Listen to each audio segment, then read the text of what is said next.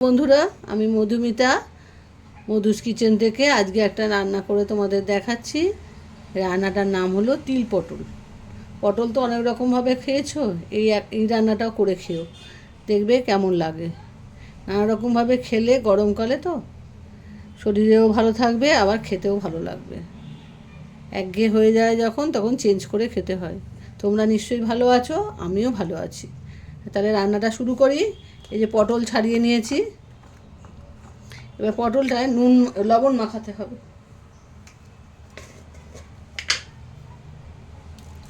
হলুদ দেওয়া যাবে না, এই রান্নাটা একটু সাদা সাদা সাহেব রান্না হবে।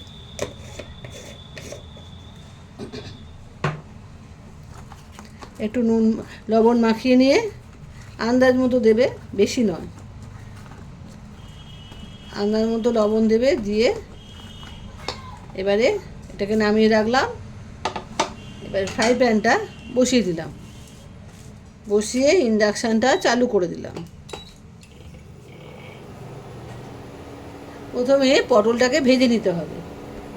এই যে তেল, সাদা তেল দিচ্ছি।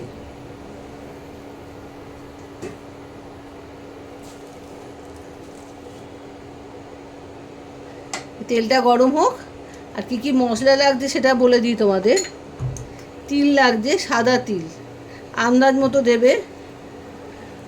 সাদা তিল, জিরে আর কাঁচা লঙ্কা, খুব কম পরিমাণে, খেলে কোনো কষ্ট হবে না, অথচ খেতে খুব ভালো লাগবে। নিরামিষের দিনে দুর্দান্ত রেসিপি। আদাও লাগবে না এতে। এবারে এই পটলগুলো ছেড়ে দেবো। পটলটা ভাজতে ভাজতে আমি মশলাটা করে নেব।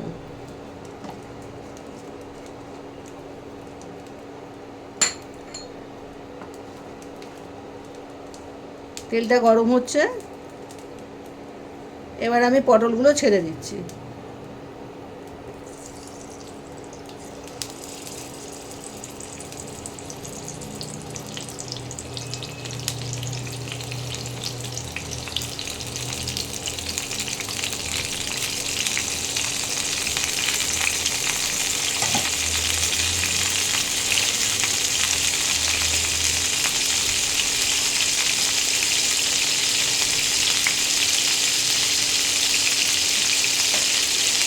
পটলগুলো ভাজা হোক, আর আমি মশলাটা করে আসি।